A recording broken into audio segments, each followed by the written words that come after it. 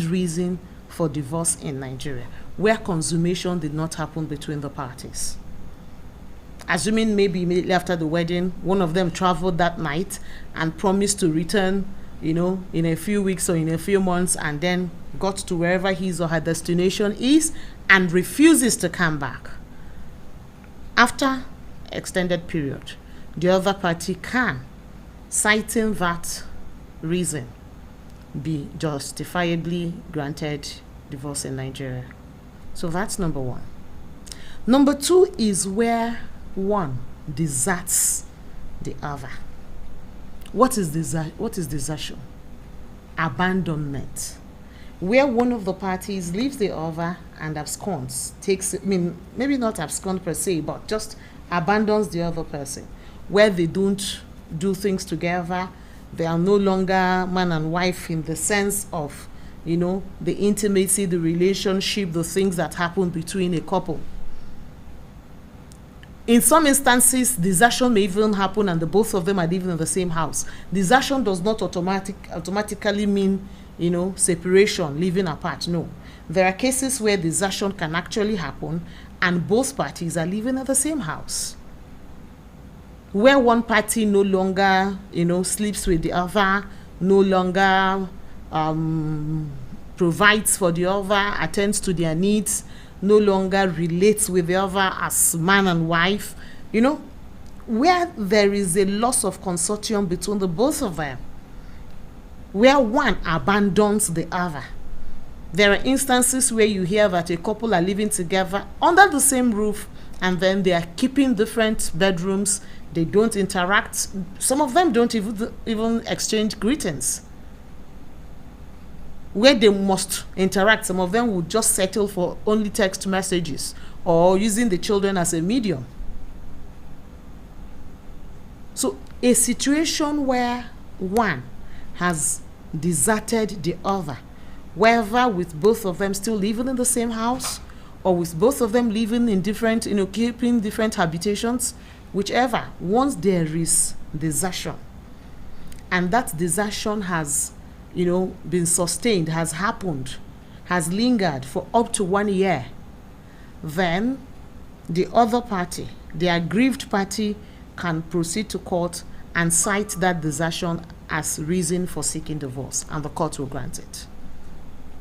Mind you, the reason we're discussing this, instances is because in Nigeria, there is no such thing as a no-fault divorce. You can't wake up in the morning and decide that I don't like this woman anymore, or this man is getting bald. I don't like his head. I don't like the way his hairline is receding, so I won't marry him anymore. No. Do you understand? So that means that before you can say you are no longer interested in your marriage, before you can say you want out of the marriage, before you can ask for a divorce and the court will grant you that divorce in a statutory marriage, in a marriage under the Act. We're not discussing customary marriages now. We're discussing statutory marriages, marriage under the Act. The only instances where you can do that is where you can prove to the court, you satisfy the court, that the marriage has broken down irretrievably. There is no hope for, that marriage to be redeemed. And then for you to make that claim, you start giving the court the reasons why you say the marriage has broken down irretrievably. So where it is that your, spouse has behaved in a manner where you can no longer be reasonably expected to continue to live with them, there are things you need to satisfy the court with to show that. Where it is some of these things I've mentioned, desertion, you will prove them. But we're discussing only those reasons that portend to sex. Those reasons that have a relationship with sex. Those are the reasons we're discussing tonight. So if sex is going to be a reason for divorce in a marriage, what are those things? In which instances can sex feature as a reason for divorce in a marriage? Those are what we're discussing tonight. And I've told you the first one, where there was no consummation of that marriage, where the party did not come together, in sexual intercourse after the marriage. That is the first I told you. The second one I have said now is where desertion has happened for an extended period of over 1 year. the aggrieved spouse can go to court and cite that he or she has been deserted for over a year, and it will be a valid ground for divorce to be granted in that marriage. Then the third one will be where there has been intolerable adultery. Note my words. The words I use are deliberate. The words I use are particular. I do not use the words carelessly or just for lack of a better word to use. No. If that be the case, I will say that to you. The words I'm using are deliberate. I said intolerable adultery.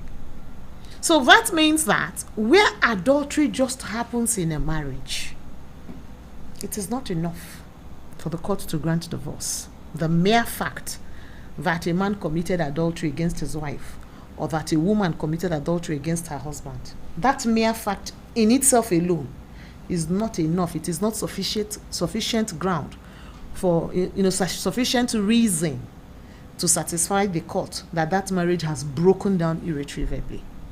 For you to satisfy the court that a marriage has broken down irretrievably on the reason of adultery, that adultery must be intolerable to the aggrieved spouse, to the spouse who is bringing the petition for divorce.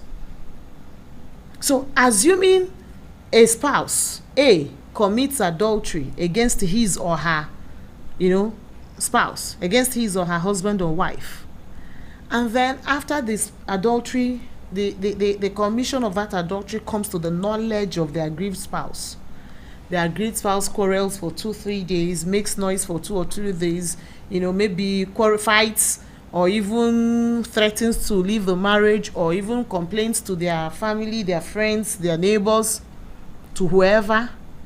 And after he or she has been appealed to, after he or she has been, placated, he or she accepts to forgive and remains in that marriage, and both of them resume, marital relationship. The aggrieved party cannot go back and say, I don't want this marriage again. Sometime in 2012, he committed adultery, or she slept with one of my friends, and I'm thinking about it now. That thing is really paining me. I was never really able to forgive her, so I don't want to continue to marry her. I want divorce. No way. No court will grant you divorce, because you have already condoned that act of adultery. And one of the reasons why the court will refuse to grant you divorce is condonation. Just as in this case, where there is tolerance, where you have shown that you can tolerate the adultery. If you can tolerate that adultery, if you tolerate it and you get past it, and both of you resume your marital relationship, you resume consortium. Once that is resumed, you cannot go back to what you have already forgiven, what is now presumed condoned by the court, or what you have shown that you can tolerate. You can't go back and cite it as a ground for divorce. So if you're going to forgive, it means you have cleanly forgiven. You can't go back to it. I'm not saying you may never be able to refer to it. You may. But you may only refer to it for the purposes of saying that you have seen over time that this person is stuck in their ways. They will not be able to leave this behavior, and it is a behavior you can no longer tolerate. But it must be that a subsequent offense has happened. So you are no longer hinging your reason on the previous offense that you tolerated or that you forgave. You are now hinging it on a current or a latest offense that you are unwilling or unable to tolerate, to condone, to live with, to excuse. So what it means is that when you forgive, you have forgiven. Once you tolerate, you have tolerated. In fact, I remember that one of the things they told us, I think in our elementary level in reading law, I think one of those 101 courses, one of the things they taught us was that anything you permit, you actually command. So if you have permitted anything, if you have forgiven anything, it means you have already tolerated that thing. And if you have tolerated it, you can't turn around and cite that thing as the reason why you think the marriage has broken down irretrievably. That would be an afterthought. So the third reason I have given is intolerable adultery. And like I said, it is not just the mere fact of an adultery haven't happened. It is more that adultery didn't just happen, but it is so offensive to you that you cannot tolerate it, you can't condone it, you can't live with it, you can't excuse it, you can't forgive it, as it were. That is the third instance where sex can be a reason, a valid reason actually, for the grant of a divorce in Nigeria. The fourth one will be in a situation where there is criminal sexual activity by the offending spouse. And some of the instances I'll give for that is where, unnatural sexual activities or criminal sexual activities are carried out by that offending spouse. Things like sodomy, things like bestiality. I hope you know what those mean. There are people who practice very, inconceivable sexual acts. You will hear that some people sleep with animals. You hear that some people, things like that. Things like that. So because those things are not, morally acceptable in our society, under our laws. Yes, I know that there is a difference between morality and law, but most of our laws derive from our sense or our culture of morality as a people. It is the people that make the law, right? So, because those things are not acceptable by our moral standards, which have given birth to the laws we have, if a spouse commits some of those unnatural acts or some of those criminal acts, because most of them are crimes under our laws, the other party, the aggrieved party, can cite that as a reason for saying that the marriage has broken down irretrievably. Of course, because those things are elements of crime, you have to prove them beyond reasonable doubt. So you're not just going to say that because you woke up at night and then the way the dog in the house was barking, or the way the dog was whimpering, the dog was behaving as if your husband has touched it, sexually. No.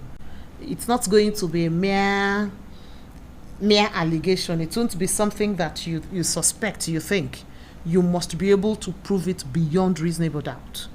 And once you're able to prove beyond reasonable doubt that your spouse has engaged in such unnatural or such criminal sexual activities as sodomy, bestiality, the law permits for that to be a valid ground for you to say the marriage has broken down irretrievably, and you can say you want out.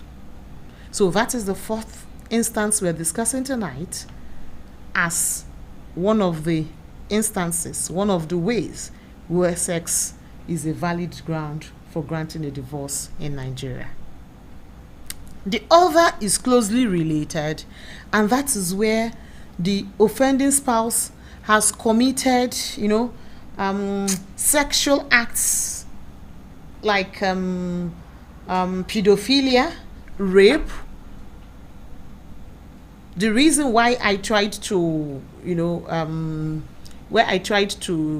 differentiate between the two is that in the later one is usually mostly non-consensual. Do you understand?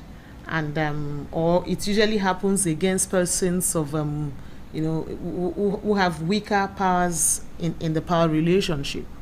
So something like pedophilia, of course, is taking having sexual intercourse or taking advantage of a child sexually, molesting a child, what some people erroneously refer to as rape, child defilement, because a child cannot give consent to sex.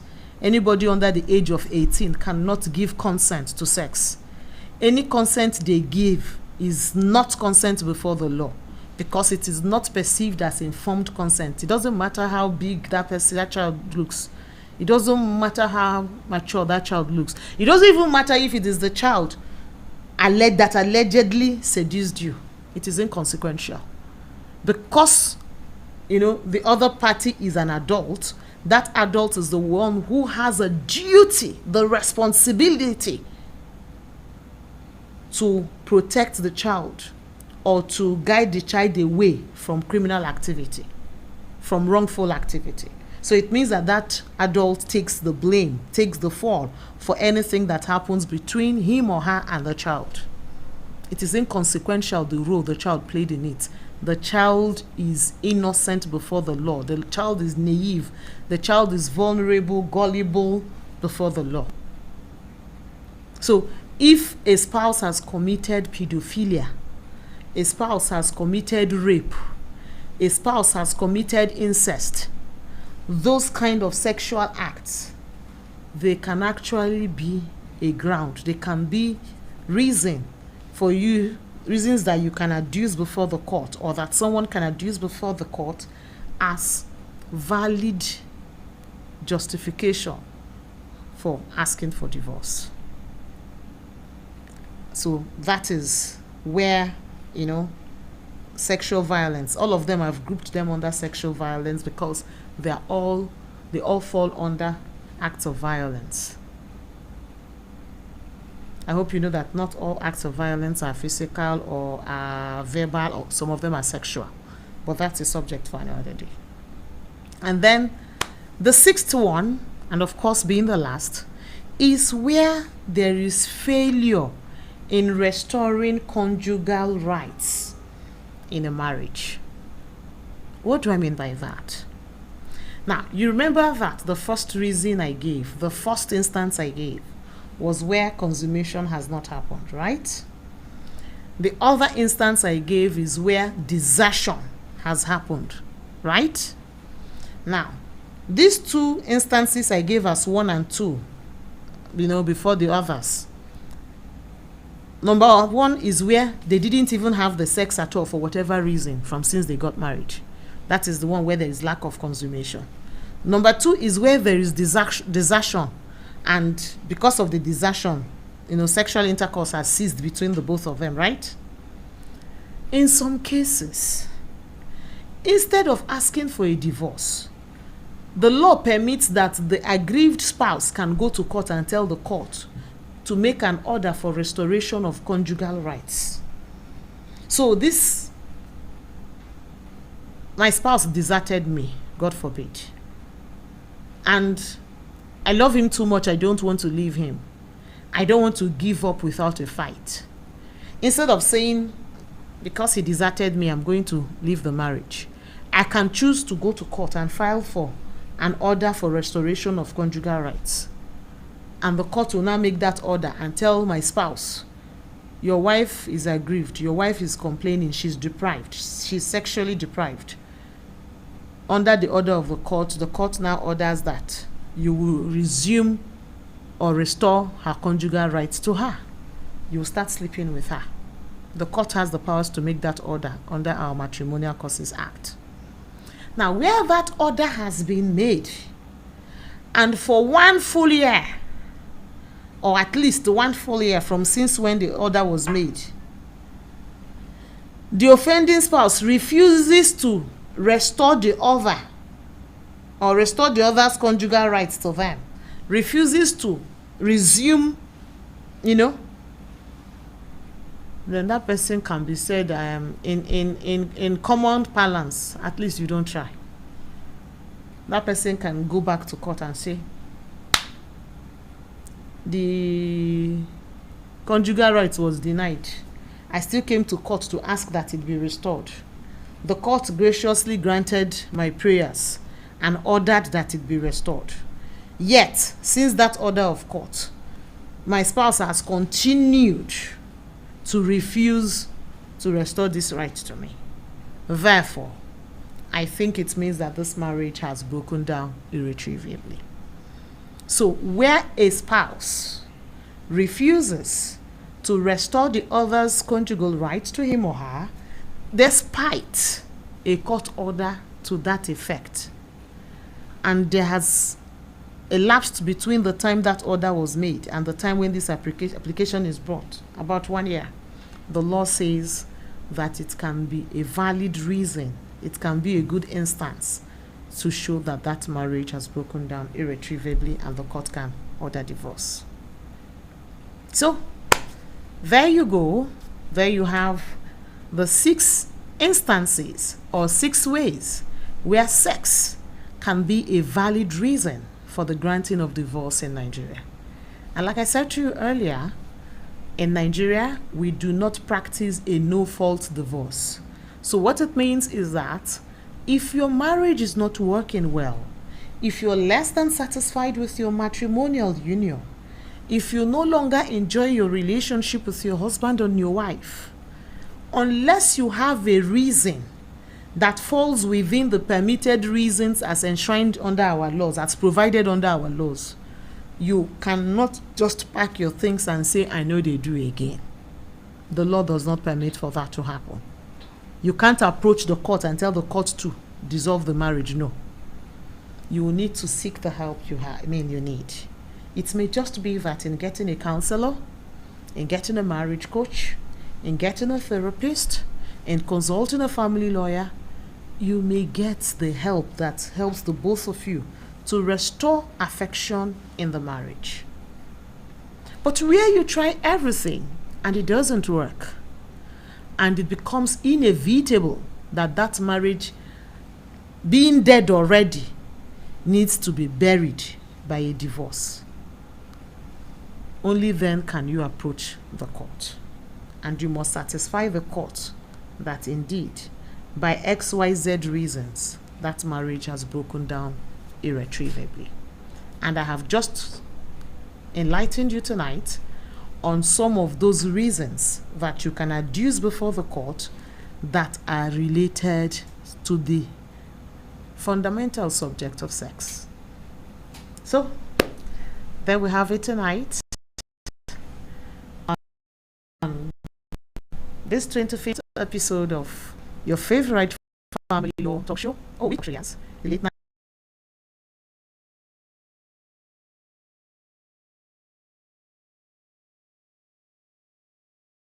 I hope you have learned a thing or two. I don't know if you have any.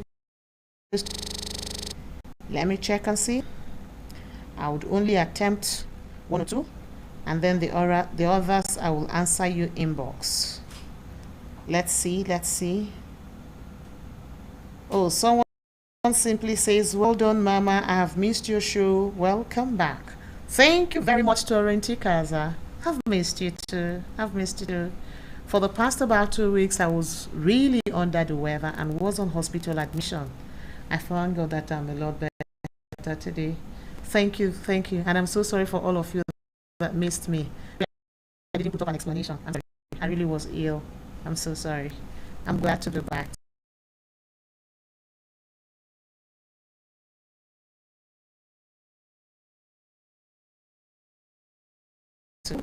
I talk to you. I love to hear from you. I love to read from you. I love to get a reaction, a feedback. I love it. It encourages me. It tells me that what I bring to you is worthwhile, is meaningful. You find it beneficial. Do you understand? You find it enlightening, empowering. So thank you very much. Let's see if we have any comments on YouTube. Let's see.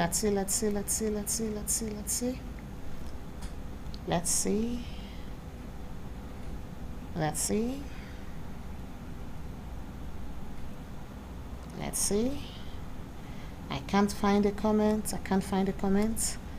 Let's see if anyone is talking to us on Instagram. Let's see if anyone is talking to us on Instagram. Let's see.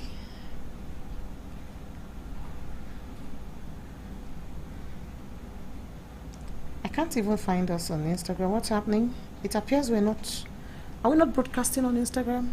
I can't find it. Okay. And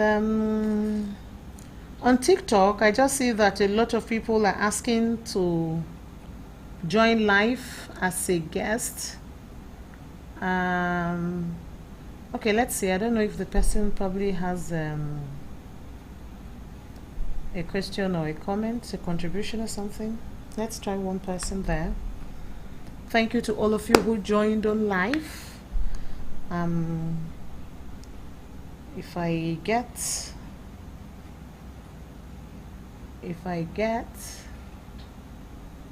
I'm able to respond to one question, I would, okay, let's see. I don't know how this works. Hello, good evening. Yeah, how are you? Okay, I can't hear you. Do you have a question for us? Is there something you want to ask me? You have a contribution?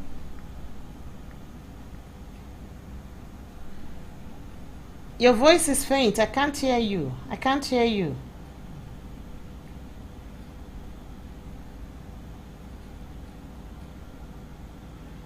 Okay, I can't hear him. I guess I don't know. I can't hear anything. Okay, I think this may be a good place to rest it. So, as always, I hope that you all thrive and that your relationships and your marriages thrive too. As much as I can, I will always bring you enlightening conversations around family law issues. And if perchance there is anything, any subject you'd like for me to treat, any question you'd like for me to answer on a show such as this, please feel free to send me an inbox or post a comment on my, on any of these broadcasts, and I'll take it on subsequent episodes. It's been a pleasure being with you tonight.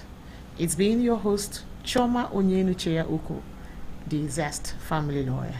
See you same time next week on another enlightening episode. Do enjoy your restful night. Bye-bye.